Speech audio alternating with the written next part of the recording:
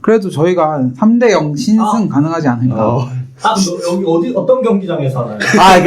그 OT는 아니고 터키 아닙니까? 터키. 터키는 네, 터키에서. 할만한데 OT면은 많이 위험합니다. 네, 아스날 팬들이 지금 객관화가 아직 부족하네요. 이게 평생 잘 나갈 줄 알고 이러고 있는데 네. 좋습니다. 그 다음에 2위 맨시티입니다. 10경기 23점. 드디어 맨시티가 졌어요. 또 리버풀한테 졌습니다. 리버풀한테 1대0으로 졌는데 저는 리버풀 개인적으로 올 시즌 가망이 없다 라고 저번 화 때 얘기를 한번 했던 것 같아요. 네, 맞아요. 근데 또 갑자기 뭐 챔스 때도 레인저스 크게 박살을 내고 이번에 맨시티도 잡으면서 약간 또 살아나는 게 아닌가 싶은 느낌이 드는데 리버풀 팬은 이 경기 어떻게 보셨나요? 일단 그 안필드에서는 리버풀을 이길 팀이 없다. 저 뭐 이렇게 생각하고요. 지금 안필드에서 25경기 무패거든요. 리그. 그래서 뭐 안필드에서는 웬만하면 질 일이 없지 않을까. 원정 가서 약한 게 조금 이번 시즌 문제긴 한데 사실 제가 기대를 안 하고 왔습니다. 그 1시간 전에 선발 라인업이 뜰 때 오른쪽 센터백이 조고메즈, 오른쪽 풀백 제임스 밀러, 또 아놀드가 저번에 부상으로 됐고, 그리고 후보 벤치에는 있더라고요, 아놀드가. 그래서 포든을 상대로 밀러가 따라 나갈 수 있을까 했는데 조고메즈, 밀러 둘 다 잘하는 모습을 보여줬고, 그리고 공격진에서는 저는 살라가 골을 넣고 폼이 좀 찾아오긴 했지만 그 전에 1대1 찬스 비슷한 게 한 번 더 있었거든요. 거기서 하나 더 넣어줬으면 하는 개인적인 아쉬움. 그리고 마지막에 이제 70분, 80분 정도에서 누네즈가 들어와서 뒷공간을 노리라는 그런 감독의 지시를 받고 들어왔는데 뒷공간까지는 찾아요.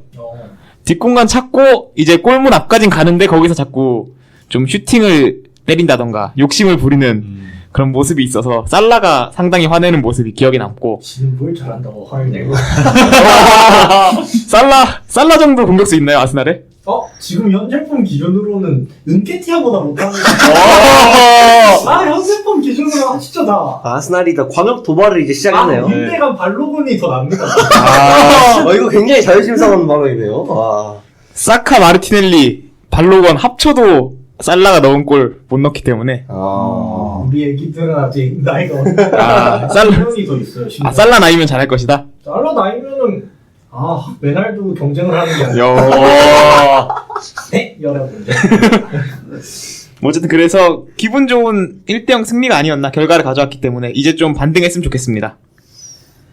일단 제가 봤을 때는 뭐 밀로 고메즈가 잘하긴 했지만 솔직히 뚫리는 모습이 없을 수가 없었거든요. 포든이 워낙에 또 잘하는 선수다 보니까. 뭐 홀란도 사실 그 데브라이너 얼링 크로스의 그 헤딩이 바로 알리송한테 잡혔을 거예요. 그래서 그런 위협적인 장면들이 좀 꽤 많이 나왔던 것 같은데, 사실 이번 경기가 조금 의외였던 게 덕배랑 베실바가 조금 겉돌면서 사실상 좀 영향력을 좀 발휘를 못하지 않았나라는 생각이 들고, 그 다음에 오히려 또 반대로 살라의 폼이 저는 갑자기 이제 막 침투하고 드리블하고 제치는 거 보면서 확실히 그 해트트릭 5분 만에 했나요? 네, 5분 만에 했어요. 네, 그거 하고 나서 좀 자신감을 조금 찾은 게 아닌가라는 생각이 들었고, 그다음에 반다이크가 효율적으로 또 홀란드를 저지를 하면서 그런 점들이 좀 위력을 발휘하지 않았나 싶습니다. 그리고 이제 교체해서 들어온 우리의 또 다르윈 누네즈 선수가 또 굉장히 기묘한 드리블과 기묘한 마무리를 또 보여줬는데, 그러니까 저는 사실 이제 누네스 같은 선수가 리버풀이랑은 조금 안 맞지 않을까라고 생각을 좀 했던 사람으로서 좀 우려한 장면이 나오는 것 같은데,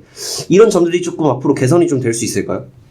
저는 누네즈 딱 한 가지만 보완되면 된다 봅니다. 어떤 거죠? 그냥 마무리? 피니시. 공격 말고요. 공격수인데 공격만. 공격수인데 골 결정력. 근데 공격수인데 골 결정력. 네.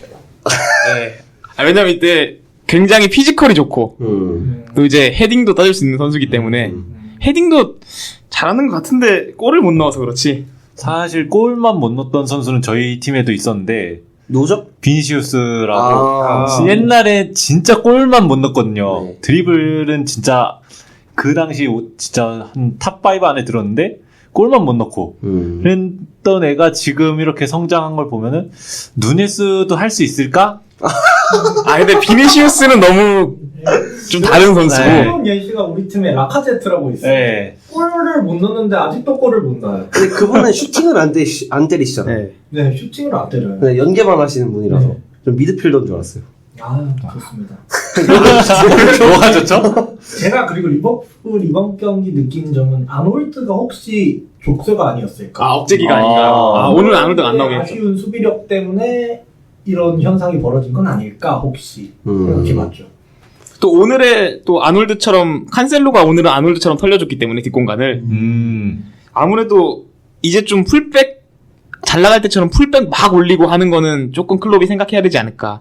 이번에는 아무래도 아놀드가 아니고 밀러라서 그런지 풀백이 올라가는 장면은 많이 없었고 그래서 포든도 막을 수 있지 않았나. 클롭의 선택이 맞았다 생각합니다. 네, 좋습니다. 리버풀이 그렇게 해서 1대0으로 이겼고요. 그다음에 3위 토트넘입니다. 10경기 네, 여긴 왜 이겼죠? 승점이 맨시티랑 동률입니다. 여전히. 야 여기 뭐죠, 진짜? 뭐죠 여기? 이게 축구인가요? 부럽네요. 네. 이제 에버튼 상대로 2대0으로 이겼어요. 케인 골, 호이비에르 골. 생각해보면은 케인도 지금 골을 엄청 넣고 있단 말이죠.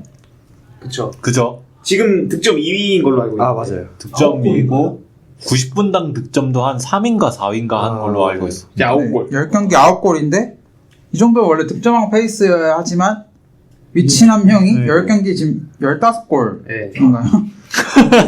그러니까 이번 경기가 되게 오랜만에 무득점이었을 거예요, 홀란드가. 이제 바디의 기록을 깨려고 다가가고 있었는데 이번에 끊기면서. 그렇게 해서 어쨌든 토트넘이 또 이겼습니다. 물론 에버튼이 좀 이상해요. 램파드 감독님이 좀 이상해요. 근데도 그 히샬리송이 나가니까 그래서 3-5-2로 바뀌니까 뭐 약간 귀신같이 골을 넣으면서 이게 진짜 3-5-2를 써야 되는 거 아니냐 뭐 이런 얘기가 많았던 것 같은데 히샬리송 선수도 이제 부상이 이게 간단한 부상이 아니라는 얘기를 들었거든요. 월드컵에서 아웃될 수 있다. 그렇죠. 히샬리송 선수도 역시 월드컵에 가야 될 선수인데 약간 좀 아쉬운 확실한 건 없지만 좀 그런 것 같고요. 토트넘이 이긴 건 좀 신기한데 뭐 이 경기는 어떻게 보셨나요? 그러니까 그 3-5-1을 쓴 경기가 한 경기 더 있었던 것 같은데 그게 아니, 그 전에도 한 번. 그 전에 한 번 경기를 써서 전 이겼던 걸로 기억하거든요. 근데 그러니까 사실 이 토트넘 중원 3명 비수마, 호이비에르, 벤탄쿠르로 전 3-5-2 돌리긴 좀 어려울 것 같긴 하거든요. 왜냐하면 인테르에 있을 때는 어쨌든 브로조비치도 있었고 그다음에 뭐 그때 당시 센시가 또 반짝 활약을 또 보여주기도 했었고 어쨌든 또 되게 그리고 양쪽 풀백들도 굉장히 잘했었기 때문에 저는 가능했다고 보는데 일단 토트넘은 일단 3-4-3을 좀 정배로 놓고 나서 조금 변화를 줄 때 4-4-2나 3-5-1을 좀 생각을 해야지 지금 이 퀄리티로는 제가 늘 좀 부정적인 이 호이비에르 선수라든지 이런 선수를 중원에 놓고서는 3-5-1을 굴리기에는 중원에서 한 명을 좀 숫자를 늘리는 게 좀 크게 좀 의미가 있어 보이진 않는다. 그래서 저는 물론 3-5-2가 지금까지 잘 통하긴 했지만 좀 더 많은 실험과 좀 더 많은 보완이 있은 후에 쓰는 게 조금 맞지 않을까 생각합니다. 이게 3-5-2를 또 많이 얘기하는 게 아마 손흥민 살리는 용도에도 3-4-3보다는 3-5-2가 좀 더 낫지 않을까라는 생각 때문에 많이 그런 얘기가 나오는 것 같은데 뭐 최근에는 손흥민 선수가 좀 위에서 놀긴 합니다. 좀 몇 경기 전에는 계속 밑에까지 내려와서 페리시치랑 둘이 막 바꿔야 되는 거 아니냐, 자리 바꿔야 되는 거 아니냐는 얘기까지 나올 정도로 손흥민 선수를 못 살린다는 느낌이 많았는데 그래서 그런 얘기가 많았던 것 같은데 또 막상 3-5-1을 만약 쓰면은 또 히샬리송이나 뭐 지금 모우라가 교체로 나오고 있는데 그 3-4-3의 공격수 한 자리가에서 보여줄 파괴력 이런 게 좀 빈자리가 아쉬울 것 같아서 뭐 일단 콘테 감독은 3-4-3을 고집하는 것 같고요. 일단 도어티 잘합니다. 로얄 대신에 이제 도어티가 로얄이 이제 퇴장 징계로 못 나오죠. 도어티 잘합니다. 아무래도 모르겠습니다. 또 로얄을 고집할지는 모르겠는데 이 정도면 생각이 바뀌지 않을까 싶은데 콘테는 아마 로얄 쓰겠죠? 다음 경기부터 돌아올 수 있는 걸로 알고 있는데 바로 돌아오지 않을까요? 저는 바로 쓸 것 같아요. 콘테가 또 오늘 고집 있는 감독이고 네. 그냥 뭐 애슐리 형 폼 안 좋을 때도 인텔에서 애슐리 형 계속 썼고 잘할 때도 있었지만 그러니까 그런 좀 고집이 있는 감독의 특성상 제가 뒤에 오늘 한 30분 정도의 토크를 준비를 해왔는데 이 고집 있는 감독 한 명 때문에 그러니까 고집 있는 감독들은 잘 안 바꿉니다. 벤투 정우영 원볼한테 안 바꾸는 거 이런 것처럼 그러니까 에메르송을 쓰다가 진짜 막 나라까지 내려가면 그때 조금 바꾸지 않을까? 그래서 저는 도어티는 좀 교체로 나오다가 주전자를 좀 빨리 꿰차는 게 토트넘 입장에서도 좀 좋지 않을까라고 생각합니다. 네, 그렇게 해서 토트넘이 지금 3등이고요. 4등 첼시입니다. 9경기 19점. 야, 어제 아스톤빌라 상대로 마운트의 2골로 인해서 2대0을 이겼습니다. 이 경기는 뭐 마운트 선수도 잘했지만 제가 잠깐 봤을 때는 케파. 그렇죠. 케파 아리사발라 맞나요? 아, 지발 안 나가. 아 맞습니다. 아니, 네. 그렇죠. 그런 별명도 있던 그 선수가 미쳤다. 아, 케파 잘합니다. 저는 원래도 케파를 되게 고평가했거든요. 오. 개인적으로. 쌀이 그때 아니 씨발 안 나가 그때서도 저는 물론 감독 말 안 듣는 게 잘못이긴 하지만 그래도 케파가 꾸준히 쓰여야 된다. 케파가 너무 욕을 많이 먹어서 그래서 맨디가 영입되는데 저는 맨디 영입이 그닥 반갑지 않았어요. 케파가 좀 더 잘할 거라고 생각했는데 포터가 지금 케파를 주전으로 쓰고 있으면서 케파가 지금 자기가 왜 주전을 뛰어야 되는지 증명하는 것 같아서 저는 개인적으로 굉장히 보기 좋았습니다. 제가 저번에 이제 첼시에서 케파 데려오고 싶다 하지 않았습니까? 아, 그렇죠. 저는 이럴 줄 알았습니다. 그 맨디 축구도 못하는 게 케파 자리를 밀어내고 케파의 그 발밑은 일단 강팀의 필수 조건이라고 생각해서 저는 아마도 이번 시즌 케파가 리그 원탑 골키퍼가 되지 않을까. 케파요. 램즈데일보다 네, 램스데일이 자꾸 불안합니다. 다칩니다. 알리송 어제 어시스트 했는데.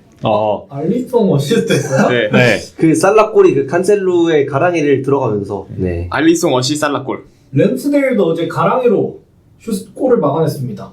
자기 거기를 희생하면서. 그래서 그런 골키퍼를 그게 발밑인가요? 케파랑 바꾸겠다. 하지만 케파의 킥은 조금 탐납니다. 네, 그렇게 해서 첼시가 이겼고요. 맨유는 비겼습니다. 뉴캐슬과 0-0을 비겼고요. 딱히 할 얘기가 없는. 그렇죠. 네. OT에서 비겼다는 점.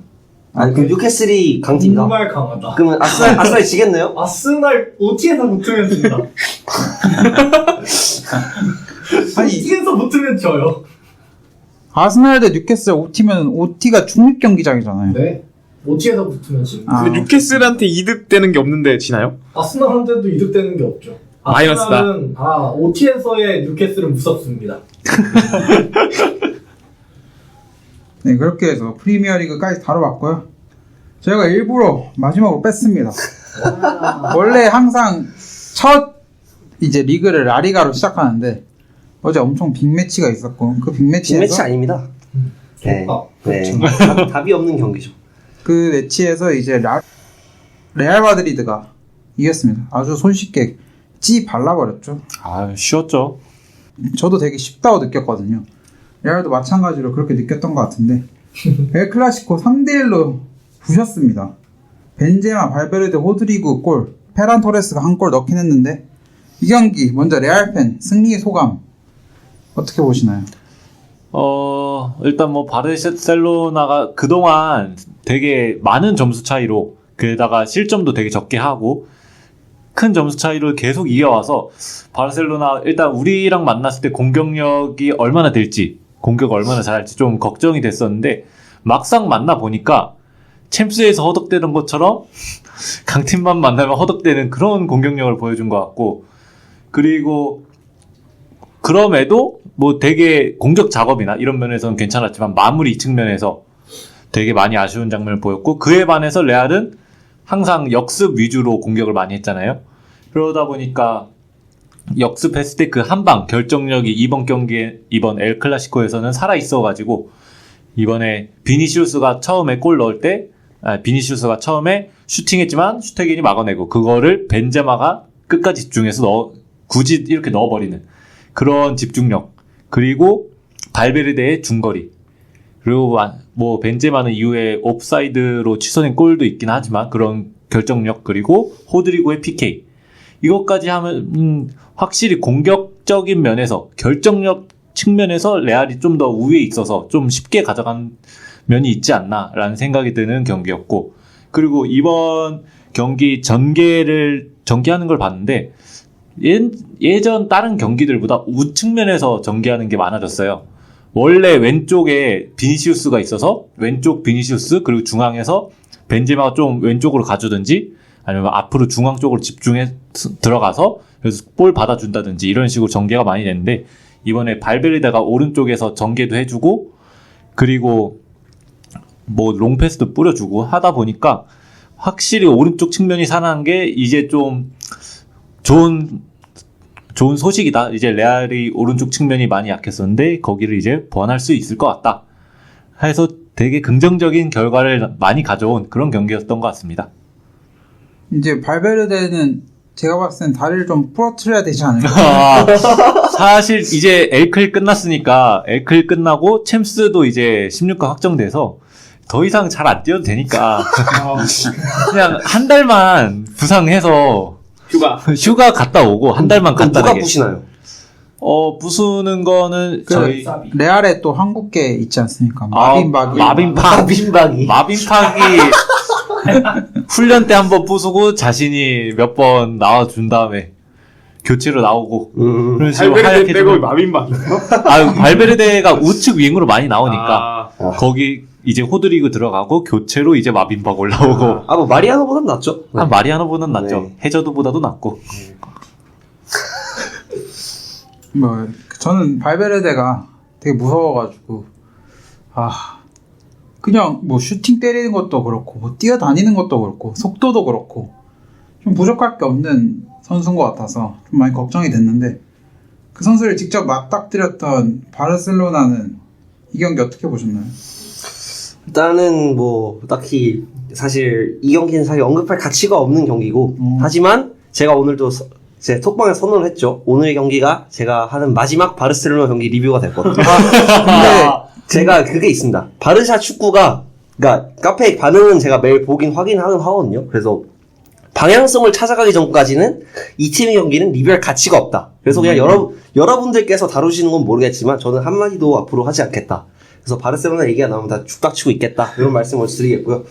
이 경기는 좀 세심하게 조금 봐볼게요. 네, 어차피 다음 코너 할 시간이 있을 것 같아서. 그러니까 일단은 레알의 강점은 첫 번째로 발베르데랑 비니시우스가 주가 되는 이 양쪽 사이드 공격이죠. 그렇죠. 근데 선발이 발데 로베르토였습니다. 일단은 세르지 로베르토가 우측에 나왔다는 것 자체가, 사실 뭐 크리스텐센도 부상이고 아라우도 부상이고 뭐 부상 핑계를 대려면 될 수도 있겠지만, 뭐 굳이 세르지를 오른쪽에 써야 되는가? 차라리 속도전을 붙일 거면 발데가 또 발베르데나 아니면 벤제마를 막는 장면들이 나왔기 때문에 오른쪽으로 돌리고, 차라리 왼쪽에 경험이 좀 많고 후반에 잘했던 알바를 조금 올리면서 알바를 쓰면서 조금 이 양쪽 윙어에 대한 견제가 필요했다고 생각했는데, 일단은 라인만 쳐올리고 수비하는 로베르토가 오른쪽에 나왔다는 것부터가 일단은 비니시우스한테 선제골 헌납할 때도 그렇고 그냥 골 넣으세요 이런 의미였다고 생각하고, 그 다음에 최근에 또 문제가 되고 있는 부스케츠는 계속 나왔어요. 그러니까 원볼란트 자리를 책임지는데, 뭐 이따가 얘기하겠지만 전체적으로 그냥 부스케츠는 하는 역할이 하나도 없었던 것 같고,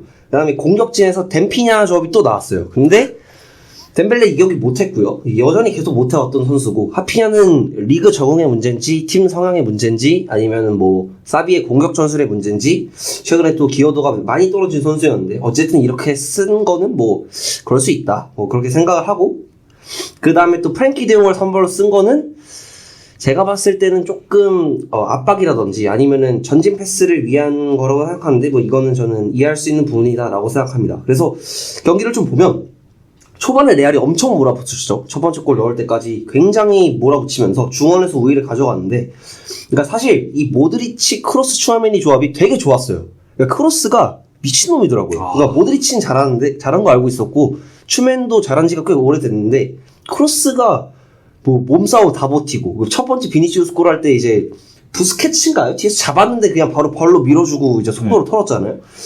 그런 거 보면서 이 조합은 언제쯤 멸망할까? 이게 좀 궁금해지는 상황이었는데, 그러니까 이렇게 압박도 좋고 볼 돌리는 게 좋은 레알 중원을 부스케츠로 이제 원볼란트를 세워서 막으려고 한다? 그러니까 사실 이 선수가 빌드업에 장점이 있는 선수는 맞지만 어쨌든 압박을 조금 해줘야 되고 초반부터 레반도프스키, 덴벨레 이런 애들 위에 올려서 압박을 시키더라고요. 덴벨레는 열심히 안 하긴 했는데 그러니까 그렇게 시킬 거면서 간격만 벌어지게 부스케츠 뒤에 놔두고 걔 커버하려고 패드리도 내려와야 되고 이렇게 쓸 거면 차라리 후반에 썼던 것처럼 대형 원볼란테를 쓰고 부족하더라도 가비가 조금 나왔으면 그나마 속도를 조금 붙여주지 않았을까라는 생각이 들었습니다. 그리고 뭐 덴벨레는 사실 그냥 이제 그냥 재계약을 했는데 FA로 뭐 릴이든 니스든 가서 프랑스에서 좀 재기했으면 좋겠고 로베르토 같은 경우는 원래 좀 라인을 좀 바싹 올려서 좀 압박을 하고 그다음에 맨디가 사실 기복이 있는 선수니까 맨디 좀 압박해주고 크로스 압박해주고 요러라고 세운 건데 뭐 로베르토는 단 한 가지도 없었다는 거 뭐 요런 점들을 좀 보면 될 것 같고 전체적인 대형을 넓게 섰어요. 그러니까 레알이 넓게 서는 건 걔는 축구를 잘하니까 되는데 바르샤는 넓게 서면 안 됩니다. 그러니까 윙어한테 프리롤을 맡길 거면 네이마르나 아니면 뭐 비니시우스 뭐 아니면은 덴벨레. 닥치세요. 뭐 비니시우스나 아니면 좀 1대1이 좀 될 만한 베실바 아니면 폼 좋은 그릴리시 이런 선수를 좀 세워야 되는데 그러니까 폭을 벌려놓고 좁히지 못할 거면 넓게 설 필요가 없습니다. 바르샤가 사실 크로스를 위주로 하는 팀은 아니잖아요. 근데 이렇게 간격을 넓게 벌려놓고 크로스 뻥뻥 날리고 로베르토 크로스 똥크로스 이제 막 루딘한테 잡히고 이거 참 어이가 없었습니다. 어쨌든 이런 장면들이 나오면서 레비가 좀 고립이 되는 제가 그 전술백과 사전할 때 말씀드렸던 4-3-3에서 톱이 고립되는 게 정확히 나왔고 그 다음에 이제 중원이랑 수비 간격 또 중원이랑 톱 간격이 벌어지면서 패드리가 내려와서 커버를 해주다 보니까 그 선수 발기술을 전혀 활용할 수가 없었어요. 그래서 부스케츠는 멀뚱히 서 있고 대용만 이제 측면 라인까지 로베르토의 빈자리까지 커버를 해주는 상황이 발생하면서 말리다가 갑자기 레알이 이상해집니다. 갑자기 털려요. 20분부터. 이제 막 몰아치기 시작했고 레반도프스키의 허공으로 날리는 슛도 있었고 스털링 했죠. 그러니까 그거는 이제 슬라이딩이기 때문에 뭐 스털링이라기보다는 그냥 못 넣었다. 그냥 레반도 했다. 그냥 그릇이 안 된다. 그냥 데파이 했다. 데파이의 그 맨유 시절을 좀 보는 듯한 느낌이 들었고 그런 플레이들이 나오면서 어느 정도 하는 듯 하다가 라인을 또 너무 올렸어요. 그러니까 사실 레알이 뒷방 잘 때리는 팀이잖아요. 발베르데도 그렇고 특히 벤제마가 측면으로 들어오는 게 되게 저는 기가 막히다고 좀 생각을 했어요. 그래서 라인을 올리면서 이제 또 패스 미스가 나오면서 이제 그런 장면들을 이제 비니시우스가 잘 받아 먹었고 발베르데 골도 그런 식으로 나왔고 그래서 골을 좀 먹혔으면 정신을 차려야 됩니다. 근데 교체 카드도 이상하게 쓰다가 이제 후반에는 경기가 말리니까 이제 무지성 압박을 하기 시작합니다. 압박이라는 게 이제 체계적으로 맨투맨을 붙어야 되는데 덴벨레는 안 뜁니다. 여전히 안 뛰고 그 다음에 이제 쿤데라든지 가르시아 같은 선수들은 사실 그러니까 쿤데가 볼을 몰고 나오는 장면들이 많았기 때문에 뒷공간을 되게 많이 털렸어요. 그래서 그런 식으로 너무 전진해서 축구를 하다 보니까 뒷방 맞으면서 또 이제 오프사이드 골이 하나 나왔고 이렇게 되면서 제가 알기로는 교체된 자원들을 좀 보면 누구를 먼저 교체를 시켰냐? 일단 발데를 빼고 알바를 넣고 그 다음에 하피냐 빼고 페란 그리고 부스케츠 빼고 가비를 넣었습니다.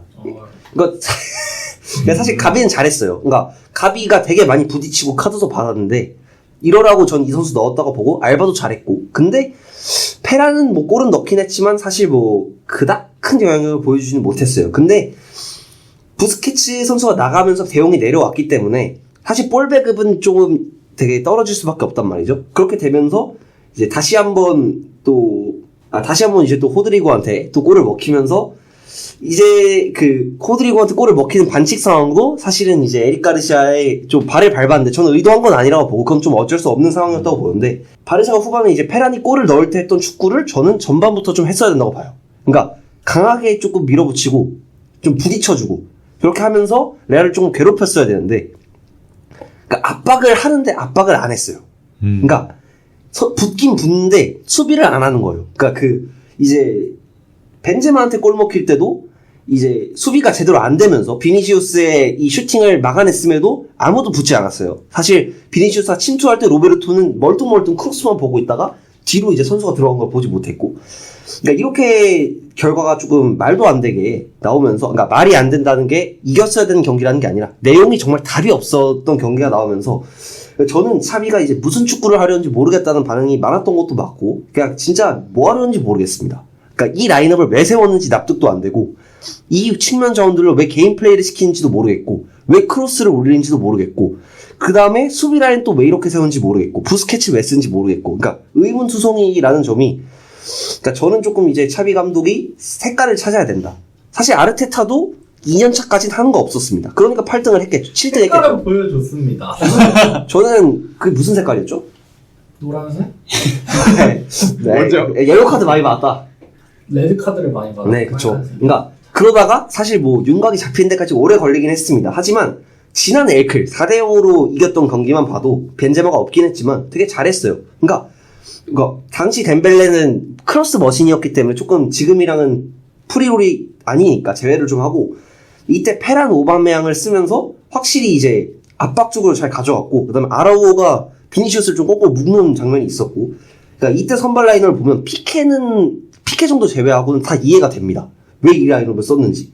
페란도 사실 프리롤로서 경기 영향력이 높았고, 페드리도 전진하는 장면이 많이 나오면서 모드리치 쪽을 좀 털어먹는 장면들이 나왔고, 이렇게 좀 이해가 되고 납득이 되는 짓을 하면 사실 바르셀로나 팬들은 좀 납득을 할 수가 있어요. 그리고 리그 2등이기도 하고, 사실 뭐 챔스는 그냥 유로파 챔스가 아니라.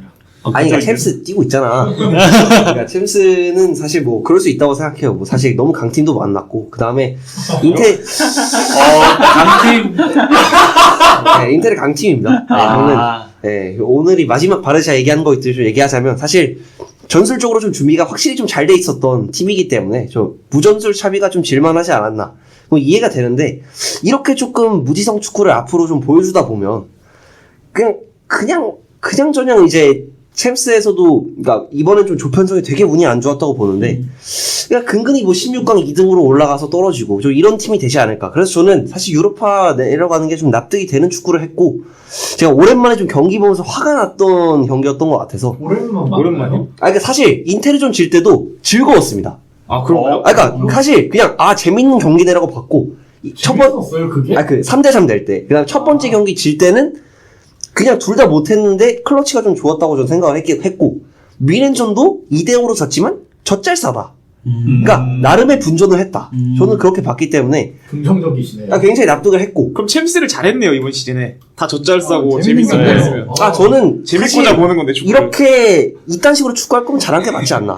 저는 그렇게 생각하고, 그래서 앞으로도 이렇게 무전술 축구 할 거면 그냥 저냥한 팀이 좀 됐으면 좋겠다. 차라리 그냥 이번에 확 이제 리그도 떨어져서 좀 제대로 보듯이 좀 정신을 차렸으면 좋겠고, 그 다음에 선수 기용 문제라든지 아니면은 그러니까 공격 세부 전술 이런 거 좀 세웠으면 좋겠어요. 레반도프스키 제발 빌더 그만 참여시키고 골 좀 넣게 했으면 좋겠는데, 그러니까 거의 레비가 부스케츠랑 같은 라인까지 내려와서 볼 주고 지가 또 올라가요.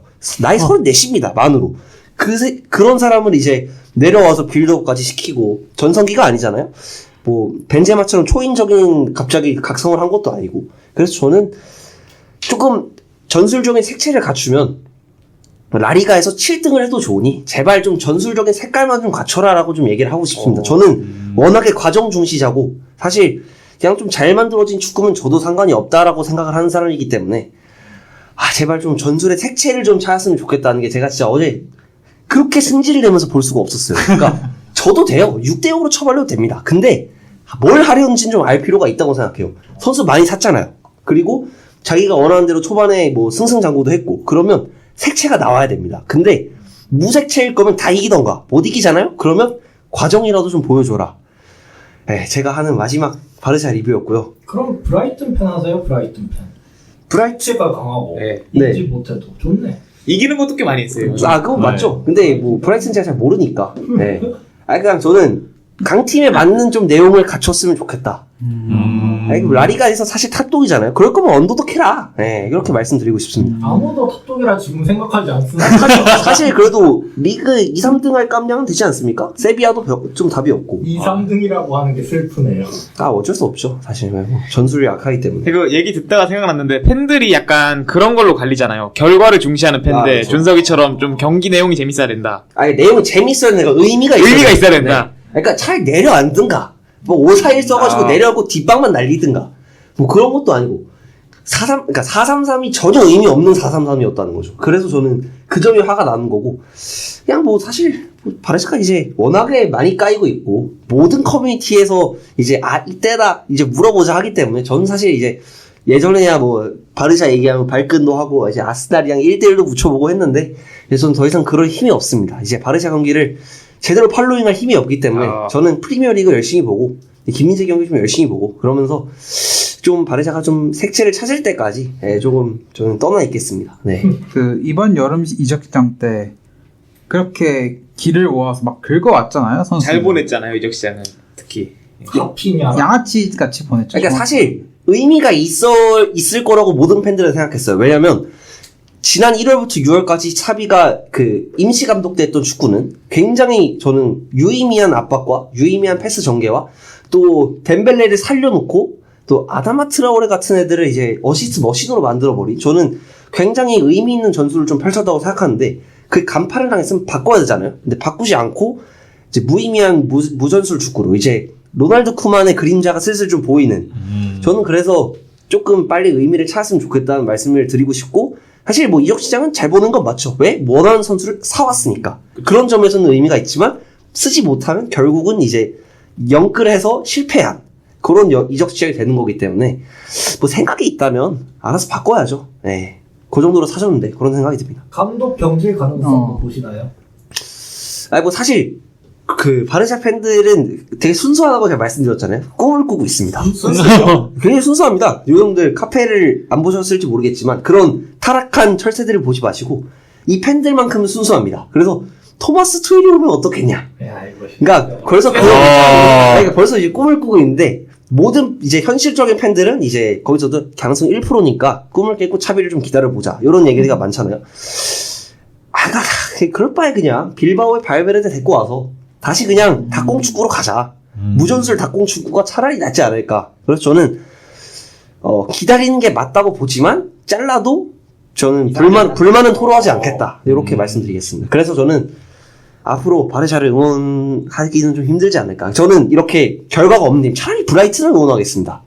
그게 낫죠. 그렇죠. 저는 이렇게 무의미한 축구를 하는 팀은 저는 아무리 그 팀이 바이에른 미넨이어도 아무리 그 팀이 갈락티코 1기여도 별로 그 정이 안 가기 때문에 굉장히 좀 실망을 많이 했고 그 다음에 그 차비 감독이 알사드에서 잘했던 축구는 사실 중동 리그에 맞는 축구였다. 정우영 빨 그렇죠. 아니면 정우영 빨이죠. 그 개소리고요. 그거는 그냥 사실 그때는 측면 공격을 해도 알사드가 탑독이었기 때문에 먹혔는데 지금 냉정하게 챔피언스리그 무대에서는 바르샤는 탑독이 아닙니다. 그렇죠. 그렇기 때문에 인테리한테도 언더. 네, 저는 좀 그만하고 좀 전술적인 이 여러 가지를 좀 바꿀 필요가 있다고 생각하고 그 전까지는 사실 따로 바르샤 얘기는 하지 않겠습니다. 네. 근데 과연 사비가 바꿀까요?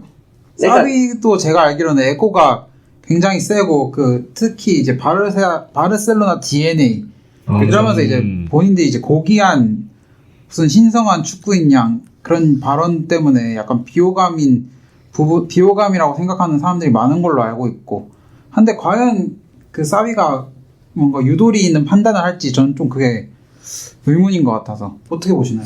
뭐 사실 차비가 그래도 많이 고집을 꺾어 먹은 게 대형 선발도 써가면서 저는 그래도 좀 꺾었다고 생각하는데 덴벨레 좀 그만 쓰고 물론 파티가 관리를 해줘야 되는 자원도 맞고 풀타임을 뛰었을 때 영향력이 발휘가 안 되는 것도 맞는데 45분이라도 파티 써서 좀 바짝 공격하고 그 다음에 덴벨레 같은 자원들을 좀 서브로 써주면서 조금 변주를 준다던가 아니면은 뭐 하필 위치 조정이라도 한다던가 계속 보더라인에 박아놓고 무지성 가마차기만 때리게 하지 말고 그런 거를 좀 해야 될 필요가 있는데 뭐 고집을 고쳐 먹을 거냐 이거는 저는 글쎄요 사실 이 감독의 뭐 전례로 봤을 때 그러니까 사실 1월부터 6월까지는 꽤 많은 변동이 있었으나 이번에 이제 영입하고 이제 레반도프스키가 또 오고 하면서 초반에 또 4대5로 이겼잖아요. 근데 고집이 좀 먹히네? 이 생각을 좀 했던 것 같아요. 근데 12월까지는 좀 지켜봐야 될 것 같고 그 이후로 안 고치면 그냥 스페인산 벤투다.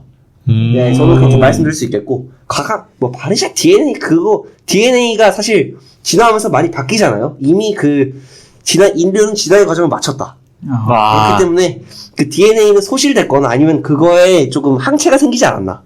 DNA를 죽이는 그런 또 레트로 바이러스들이 생기지 않았나. 그래서 저는 그냥 이과생 알아들으시네요. 네, 그래서 저는 사실상 그딴 개소리 집어치우고 닥치고 실리 축구 해라 이렇게 말씀드리겠습니다. 솔샤르 느낌이 많이 나네요. 솔샤르는 그래도 성과라도 냈죠. 사실 왜냐면 솔샤르는 그러니까 이상하게 이기는 경기들이 많았잖아요. 맨시티도 사비도 지금 하는 골을 보면 이상하게 사실 사비가 성적이 안 좋은 게 저는 아니잖아요. 이상하게 다 졌습니다. 아우 지금 그러니까 왜냐면- 안 되시죠 생각보다. 그럼 넘어가겠습니다. 더 이상 얘기하고 싶지 않습니다. 테란의 주전 도약 가능성이 있나요? 아유 그러니까 걔는 슛을 못 때려요.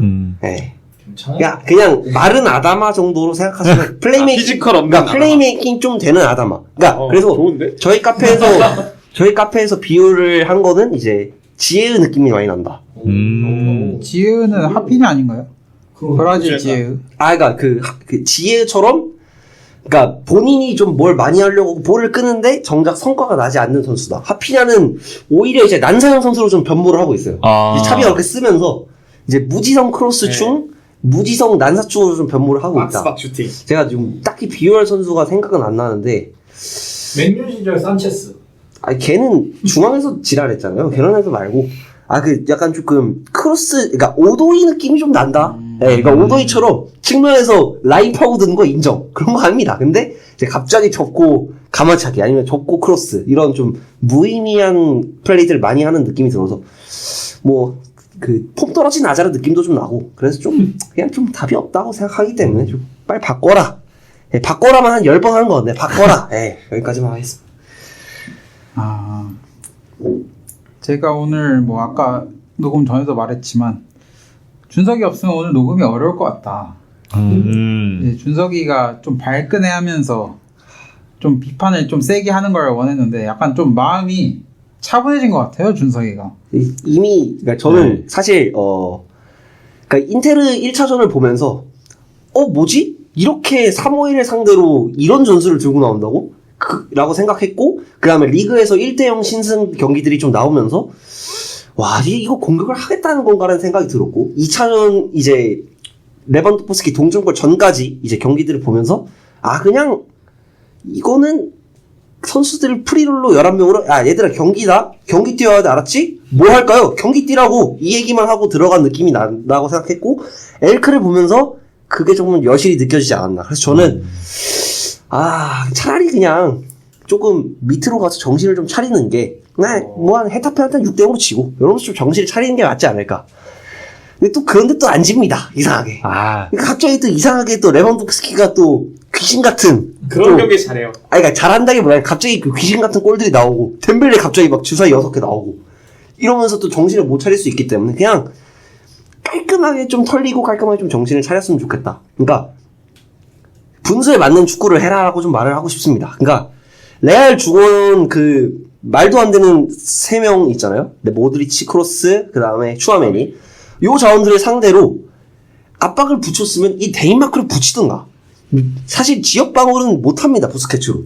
아니면 차라리 타락방만 하고 그냥 쭉 내려앉아라라고 하든가. 그런 것도 아니고 부스케츠 원볼란테로 쓸 거면 확실히 그 선수한테 전권을 주고 뭐 쿤데라든지 아니면은 뭐 에릭 가르시아 이런 선수들한테 커버를 맡기면서 좀 부스케츠 결정을 보완해주든지. 예전에 이제 알베스가 요번에 잠깐 왔을 때 잘했을 때가 이제 부스케츠 옆에서 되게 많이 도와줬거든요.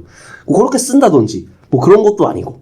그러니까 분수에 맞지 않는 축구를 계속하면서 그러니까 정말 이 사람이야말로 그 바르샤 DNA에 취하지 않았나. 그 막말로 좀 약을 빨지 않았나. 좀 정신을 좀 차려라. 마약 좀 끊어라.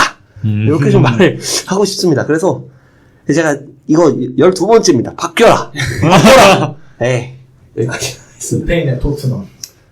토트넘이 낫죠. 토트넘은 색채라도 역습 색채라도 있지. 토트넘이 낫죠. 네, 좋습니다. 그렇게 해서 첫 번째 코너 여기까지 해보도록 하겠습니다.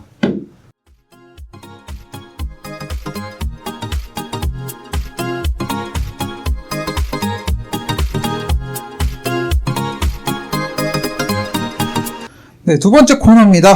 이제 바이에른 뮌헨 지옥의 역사 2편입니다. 지난번에 이제 1편 과르디올라 편을 하고 이제 2편이 이제 안첼로티 편입니다. 이거 끝나고 이제 3편이 코바치 편.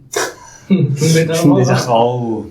그 다음에 원래 이걸 만들 때는 4편까지 있었어요. 나겔스만. 나겔스만 편까지 있었는데 최근에 뭐 4대 0승, 5대 0승 하면서 일단 4편은 잠깐 접어두고 3편까지만 진행할까 생각 중입니다. 오늘 이제 안첼로티는 먼저 과르디올라가 이제 마지막 시즌에 끝나기 전에 이제 맨시티행 결정이 나면서 그 다음에 당시 무직이었던 안첼로티에게 이제 감독직을 제의하면서 시작이 됩니다.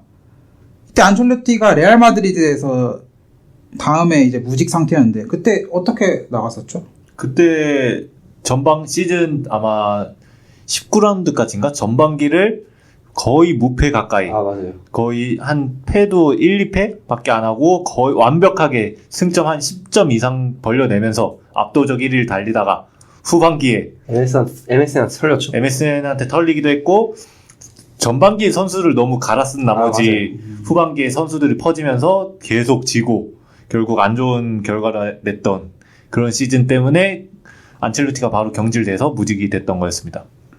이제 안첼로티가 미넨을 거치면서 다음에 뭐 에버튼이든 나폴리든 하면서 계속 약간 나락의 길로 걸어가나 싶더니만 이제 요즘엔 다시 레알 마드리드에서 잘하고 있는데 미넨에서의 안첼로티는 이제 개 쓰레기 뭐 그 정도입니다. 안첼로티가 실은 미넨 상대로 엄청나게 잘했어요. 그래서 이제 안첼로티를 영입할 때만 해도 미넨 상대로 잘하는 감독을 영입했으니 그 경쟁자를 줄일 수 있다 뭐 이런 긍정적인 얘기도 있었고 하면서 16-17 시즌을 시작했는데 일단 여름에 영입을 이제 헤나토 산체스를 데리고 왔습니다. 35밀 큰 돈 주고 데리고 왔습니다. 여기서 이제 좀 봐야 될 옵션이 헤나토 산체스가 그 당시만 해도 유망주였기 때문에 발롱도르 최종 후보 3인 아니면은 월드베스트 수상시 뭐 20밀 추가 이런 옵션이 있었어요. 이제 최근에 마네 데리고 올 때도 이상한 옵션이 있었잖아요. 이게 이제 미넨 옛날부터 그랬다. 그리고 아마 이때가 골든보이 상 받고 막 그렇죠. 그래서 그랬던 걸로 기억해요. 그리고 훈멜스도 이제 민돌민 했습니다. 38밀로 미넨으로 왔고요. 이제 베나티아랑 베체를 내보냈습니다. 베체는 이제 돌민돌 한 거고 그다음에 로데도 보냈고 호이비에르가 이제 사우스햄튼으로 옮기게 됩니다. 그리고 바투슈트부도 나가고 그러면서 이제 시즌을 시작하게 됐는데 일단 슈퍼컵 우승했어요. 포칼은 내 준결승에서 도르트문트에게 졌습니다. 챔스에서는 이제 8강에서 마드리드한테 졌습니다. 이러면서 이제 4년 연속 라리가에게 챔스에서 떨어진 거예요. 그러면서 이제 슬슬 이제 노쇠화 이런 우려가 있었습니다. 그래서 후반기 선발 라인업 평균이 이제 29.6세. 이 정도면 최근에 이제 리버풀이 이 정도 선발 라인업이 이 정도거든요. 네. 리버풀도 지금 세리 교체가 안 됐다고 좀 얘기가 있는데 좀 조짐이 안 좋았죠. 그래도 이제 리그는 우승합니다. 그러면서 이제 일단 첫 시즌은 그냥 그렇게 물론 좋아하진 않았어요. 경기력도 별로였고 일단 챔스에서 8강에서 떨어진 것도 마음에 안 들었기 때문에 짜증이 났었지만 이제 그래도 명장이라고 하니 한 시즌을 더 봤습니다. 이제 17-18 시즌에 호펜하임에서 주전 센터백, 주전 중앙 미드필더를 동시에 영입합니다.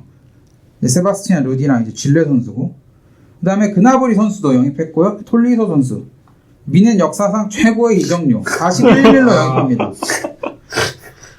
네, 뭐 미넨이 이제 돈을 안 쓰기로 좀 유명한데 이때부터 빅클럽 그러니까 레코드 넘기는 사이닝이 좀 삘이 많았거든요. 그래서 하비 마르티네즈도 결국에는 뭐 잘 써먹긴 했지만 여기 때 톨리소 뭐 그다음에 산체스 계속 이제 점점 안 좋아지는 영입이 있었고 그다음 하메스 로드리게스 2년 인데스입니다. 네.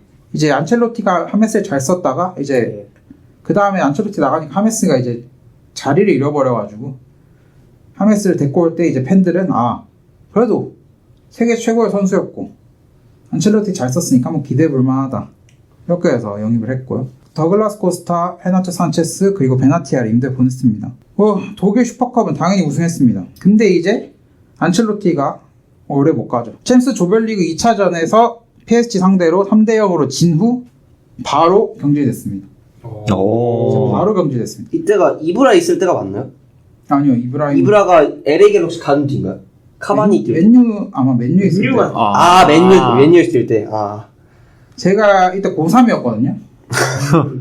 그 아이팟 미니 엄청 조그만 거에 이제 챔스 2차전 이걸 다운받아서 뭐 때문에 이렇게 처발렸는지를 보겠다고 막 대치동에서 카페에 앉아가지고 그거 막 조금 화면을 본 화면이 작은데. 엄청 작은데. 네.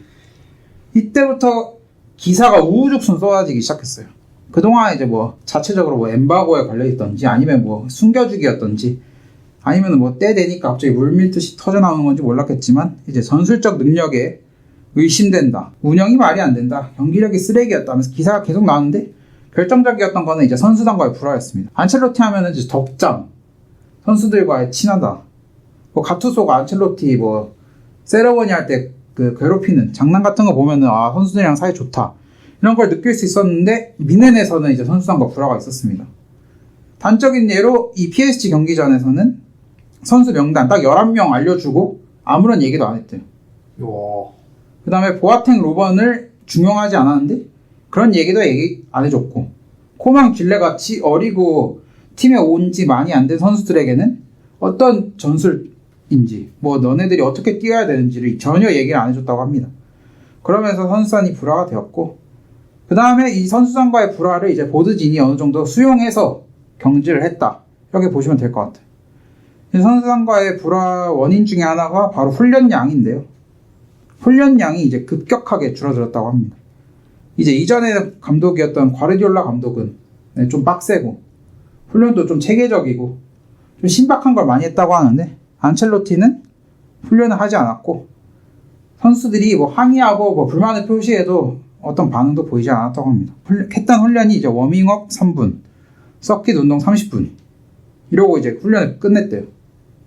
그래서 선수들이 이제 추가 훈련을 개인적으로 하니까 안첼로티가 이걸 또 막았고 그래서 선수들이 이제 본인 개인 트레이너를 써서 몰래 추가 훈련을 했다고 합니다. 이게 좀 말이 안 되는 게 아니 선수들이 훈련 좀 더 하고 싶다 하면은 삑삑이라도 시키던가 아니, 운동장 바퀴 돌리기나라도 시키던가 해야 되는데 그런 거 안 하고 그냥 냅뒀다는 거죠. 그리고 추가 훈련도 금지시키고 이러면서 결국에는 2017년 9월 28일 날 경질이 됩니다. 그냥 개쓰레기였어요. 뭐 펩은 호불호가 있어요. 뭐 그래도 뭐 리그에서 계속 10년 연속 우승할 수 있는 게 펩의 영향도 있다. 펩이 어쨌든 펩이 못하지 않았기 때문에 우승이 가능했다. 뭐 이런 얘기도 있는데 안첼로티는 그냥 쓰레기입니다. 그렇게 해서 임시 감독이 사뇨리 부임됐고 사뇨리 좀 하다가 결국엔 이제 하얀캐스에게 SOS를 쳐서 은퇴한 하얀캐스가 이번 시즌을 마무리를 했습니다. 아, 감동적이네요. 리넨 팬들이 가장 어이없던 경기가 하인캐스 부임한 다음에 이제 챔스 조별리그 5차전 다시 PSG를 만나는데 3대1로 이겼어요. 근데 2차전과 5차전을 비교해 봤을 때 2차전보다 5차전의 명단이 완전 쓰레기였거든요. 부상이 진짜 많아서 주전이 다 빠졌는데 그 상태로 3대1로 이겨가지고 리넨 팬들이 더 싫어했던 거죠. 그러고 나서 잘린 다음에 후속 기사들이 막 나오는 게 이제 자격 안 되는 가족들을 미넨에서 계속 불렸다. 미넨에서 불러 썼다.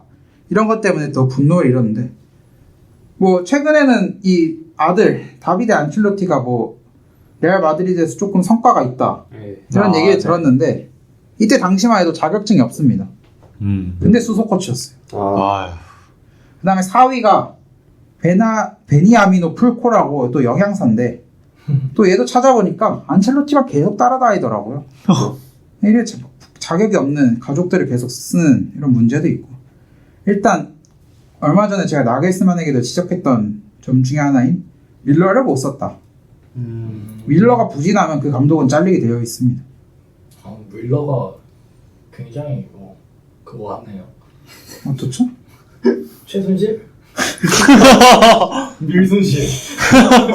이거 나갈 수 있나요? 이게 나빠요? 팟캐스트에서 이런 말도 못해. 근데 이제 밀러가 본인의 영향력을 행사하진 않았겠지만 팀 내에서 모든 팀 선수들 중에서 가장 인기 많은 선수거든요. 매년 유니폼 1등입니다, 밀러가.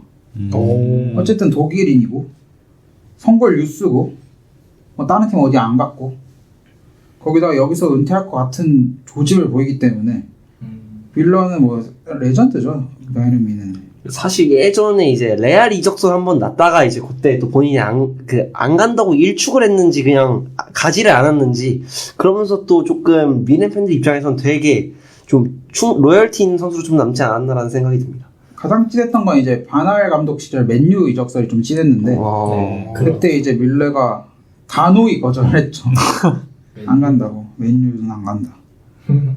그렇게 해서 뭐 하인캐스가 마무리는 했고요. 그 다음 해인 2018년 4월 13일 날 후임으로 이제 코바치가 확정이 됐습니다. 예, 분데스리가 종특이죠. 시즌 끝나기 전에 확정 짓는 거. 그렇게 해서 이제 폭발 결승에서 프랑크푸르트 상대로 1대3으로 졌어요. 하인케스가. 근데 이제 그때 우승시킨 감독이 코바치. 그래서 코바치 내년에 잘하겠다. 눈치껏 져준 거 아닌가요? 코바치 내년에 비네에서 잘하겠다. 그랬는데 3편에서 뭐 다들 아시다시피 개같이 못했죠.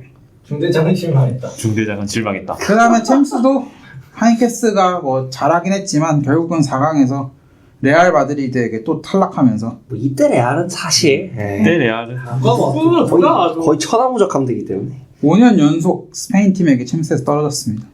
와. 근데 이 5년 안에 제가 알기로는 AT 한 번, 바르사 한 번, 레알 3번 아닌가요? 맞죠. 와, 레알이 진짜 레알이 진짜 많이 떨어졌어요. 비네. 정말 챔스는 레알이다. 그리고 레알이 잘하는 것도 있고 챔스에서 네. 너무 잘해서 사실 이때 이거 딱 10년 전으로만 돌아가도 레알이 미넨한테 많이 고비를 많이 마셔보고 그런 적이 많았는데 갑자기 호날두가 각성하고 나서는 그러면서 그게 크긴 크죠. 네. 왜냐면 그게 좀 무리뉴 때는 챔스에서는 그닥이었으니까 사실. 네. 네. 그래서 뭐 총 정리를 해보자면 잘한 거 딱 하나 있습니다. 딱 하나. 펩 밑에서 3년간 빼앗겼던 DFL 슈퍼컵 가져왔습니다. 이하씨가 이런 거 못 잡나 봐요. 이번에 커뮤니티 쉴도 지고 약간 슈퍼컵 약간 좀 약점이 있지 않나? 그냥 비중을 안 두는 것 같아요. 펩 입장에서는. 근데 펩이 또 그런 거 말고 리그컵 이런 거 그런 것도 열심히 네. 하는데 핑크컵은 진짜 병적으로 좋아. 네. 그거를 그렇게까지 공을 들이나 뭐 땄으니까 어쨌든 그렇게 해서 그거 하나 끝. 나머지는 그냥 역대 제가 본 감독 중에 최악이었다. 아스날 이겼습니다.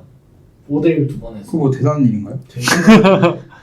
당시 아스날 이워비와 함께했던 아스날 야 이업이 강팀이었죠. 이때가 그거구나. 5대1 마지막 5대1 챔스였을 겁니다. 그때. 네, 그때가 이제 5대1 5대2죠. 네. 그리고 그때 심지어 조 1위는 아스날이었고요. 미넨이 조 2위로 통과해서 만났습니다. 그럼 2패하고 다 이겼던 얘기인가요? 아니요, 그거는 16강에서 네, 16강에서 만났어요. 참. 근데 진짜 좀 운도 없긴 했네. 네. 조 1등 했더니 미넨 만나고. 미넨 마르샤를 그냥 골라서 만났죠, 16강에서. 야 복이죠, 뭐, 복. 46. 네, 모나코 만나도 졌는데 뭐. 예전에 챔스 나갔어요, 그럼. 과연 나갈 수 있을까요, 저희가? 전 챔스는 뭐 나간다 보고. 챔스 나가겠죠. 아스날이 나가면은 리버풀이나 맨유는 못 나갑니다. 어떤 팀이 될까요? 다 나갈 수 있죠. 더 나갈 수도 있죠. 토트넘 첼시가 다 떨어진다. 네. 둘 중에 하나는 또 나갈 것 같기도 하고. 리버풀이 갈 수 있을까요? 이건 다음 주 문센에서 얘기를 나눠보도록 하죠. 코너 이름 벌써 말씀하셨네요. 피처리해주세요. 네. 이러가 나갔을 수도 있으니까. 이러가 나갔을 수도 있어. 안 나갔을 거라고 봅니다, 저는. 네. 나갔었을 겁니다. 그렇게 해서 이제 치욕의 역사 2편. 그렇게 길진 않아. 일단 중간에 펩은 어쨌든 계약 기간은 만료를 해서 거의 올해 3시즌을 있었던 반면에 안첼로티는 이제 1시즌 반 만에 경질을 했기 때문에 그렇게 긴 얘기는 아닌데 그래도 가장 임팩트 있는 쓰레기였다. 뭐 이렇게 정리를 하면서 이 두 번째 코너 마무리해 보도록 하겠습니다.